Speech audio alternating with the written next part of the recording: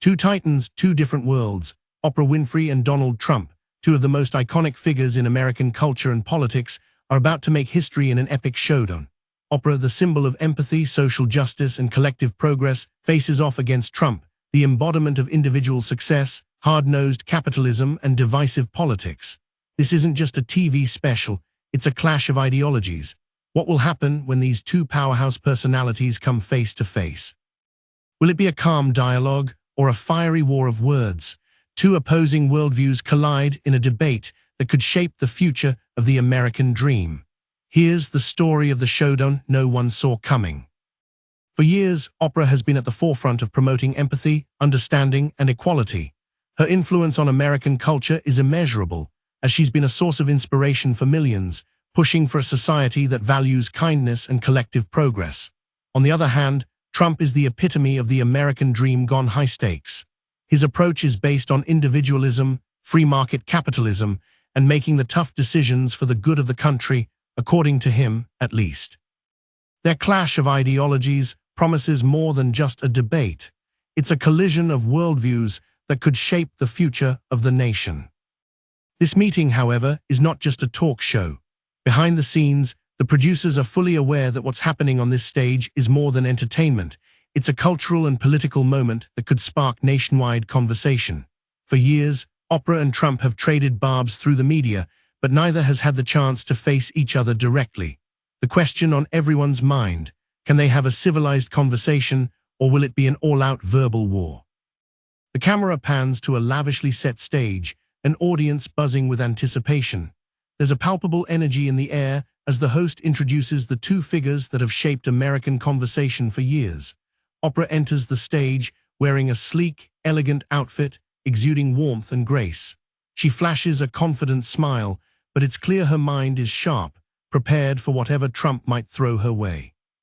As Oprah takes her seat, the cameras capture her poised demeanor, inviting her audience into her world of thoughtfulness and sincerity. And then the unmistakable figure of Donald Trump makes his entrance. Dressed in his signature suit and tie, Trump steps onto the stage with the air of a man who's used to commanding attention. The crowd's reaction is a mixture of awe and skepticism. There's no doubt that even though he's left the presidency, Trump's presence still holds enormous sway. As he sits down across from Oprah, the tension in the room rises. This isn't just a celebrity encounter, it's a battle of ideologies.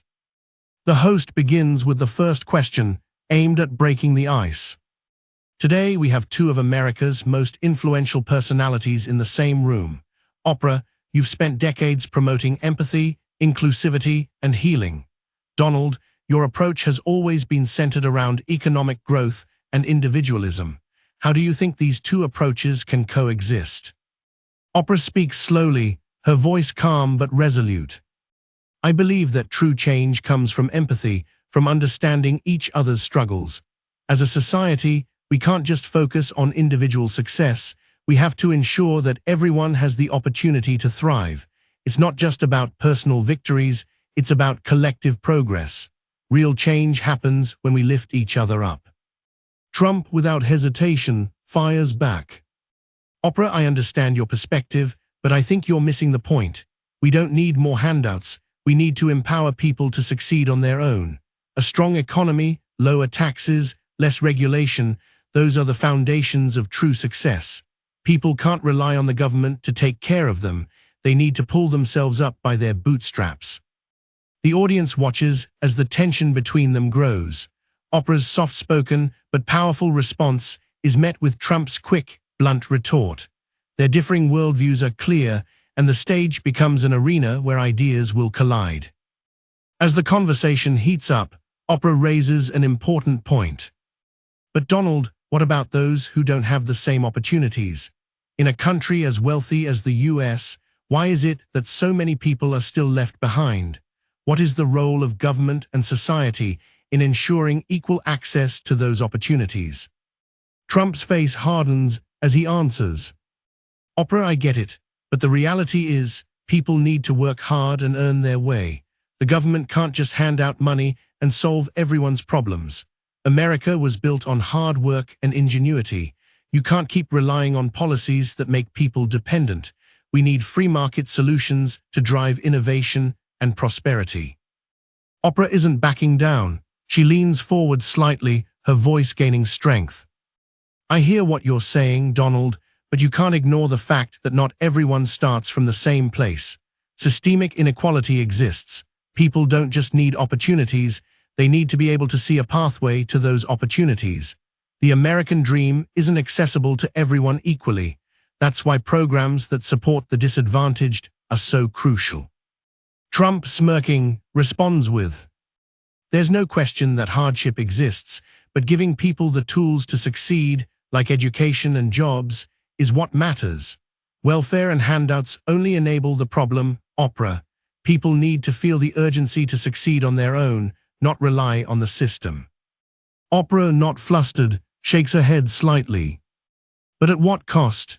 If people don't have education, healthcare, or a fair shot, they'll never get ahead. That's the problem. We can't just wait for the economy to fix it all. The conversation continues to intensify, shifting from economic policy to more personal matters, issues like race, privilege, and social justice. At this point, the audience is completely captivated. Oprah takes a bold step and shifts the conversation toward race. "Donald, what do you say to those who believe that the system is stacked against them? African Americans, Latinos, and other marginalized groups, don't they deserve the same opportunity to succeed? How do we make sure racial inequality is addressed in the economic equation?" Trump, visibly uncomfortable, responds carefully. "There's no denying that there's injustice, Oprah, but I think people need to look at the bigger picture. America has made progress. We have a black president, for crying out loud. We need to stop playing the race card and start focusing on individual merit." Oprah's voice softens, but there's a firmness behind it. "We can't ignore the reality that people are discriminated against because of their race. Institutional racism still exists, and we have to confront it head-on. It's not just about individual effort, it's about recognizing the structural barriers that have been put in place for generations." As the debate continues, the tone shifts from a political discussion to something more personal, an exploration of how both figures see the role of the individual versus the collective, and whether American society can truly heal without addressing its flaws head-on. As the conversation nears its climax, something unexpected happens. Trump, looking slightly more reflective, takes a moment and says, "You know, Oprah, maybe there's some truth in what you're saying. Maybe society does have a responsibility to provide a fair shot for everyone. The government can't do everything, but we can't pretend like everyone has the same starting point." Oprah, gently smiling, responds, "Exactly, and it's about being honest about the challenges people face and creating an environment where everyone can thrive. It's not just about giving people a handout, it's about giving them a fair chance."